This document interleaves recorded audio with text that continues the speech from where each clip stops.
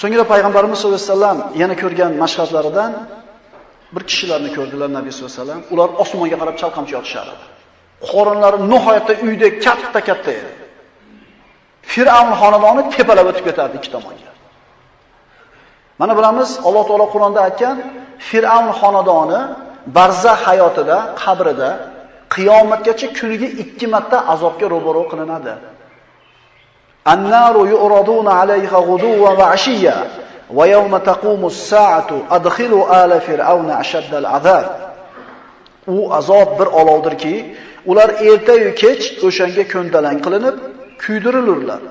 Qiyomat soati qoyim bo'lgan kunda esa do'zax farishtalariga Fir'avn xonadonini eng qattiq azobga kiritinglar deydilar.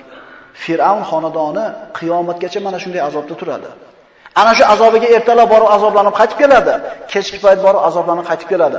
Ularda borib kelishlik yo'lida mana shu qorni katta kishilar yotadi. Payg'ambarimiz sollallohu alayhi vasallam, "Ey Jibril, bular kimlar?" deganida Jibril, "Ular sudxo'rlar." Bu harom ishni qilayotgan kishilarga Alloh taolo tahdid qilgan, o'zi urush e'lon qilishligini aytgan. Shuning uchun qiyomat kunida sudxo'rlik bilan shug'ullangan kishiga farishtalar ol qurolingni tayyorlanmaydi. Nimaga desa, Alloh bilan urushasan deydi. Kimi Alloh bilan urushlikka toqati bor? Chunki Alloh taolo sudxo'rlarga tahdid bilan aytganki, fa'zanu biharbin minallohi va rasulihi. Agar sudxo'rlikni qo'ymasanglar, deyapti Alloh. U holda Alloh va payg'ambari tomonidan bo'lgan urushni bilib qo'ying.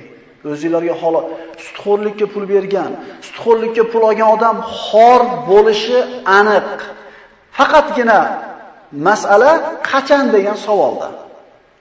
Tog'dan tashlab olgan toshingizni yerga tushishligi aniq. Faqat qancha muddatda tushadi? Bozorda savdo qilayotgan juda ko'p aka-ukalarimizdan eshitamiz. Yonimdagilar protsentga pul olib do'kon yurgizyapti. Finkaga pul olib yurgizyapti. Mikrokredit olib yurgizyapti. Eshitib qolamiz. Xor bo'lasizlar, birodarlar. 3 kun, 4 kun yashab oladi, qaranglarda. Voy, mashina oladi, uy oladi, garillab yuradi. Qarab turingda. Vaqt o'tsa tugadi bu odam. Alloh taolo o'zi aytibdi, men xor qilaman desa, xo'qimasdan olyapti. Bittasi aytganida, aroq magazindan chiqib, aroq sotmaylar harom desa, ayol aytayaptiki, nimaga harom? Biz zakotini beramiz buni deyapti. U sadaqa qiladi, hali haromligini yuvib turish uchun.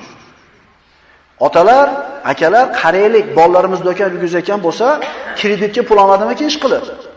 Uylarni sotib berayotganliginglar, sizlar yegan katta pullarda haqqi, katta yegansizlar, haqqiga duo qilib yegansizlar, endi qayt qiladigan payt keldi.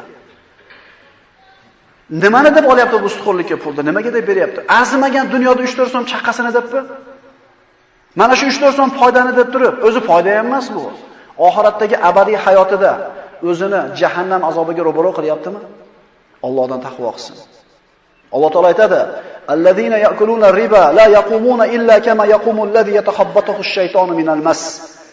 Sudxo'r bo'lgan kimsalar qiyomat kunida turmaydilar, magar jin chalgan majnun kabi turadilar. Bunga sabab ularning bay oldi sotdi ham sudxo'rlikni o'zi-ku deganlaridir. Holbuki Alloh taolo bayni halol qildi, sudxo'rlikni harom qildi.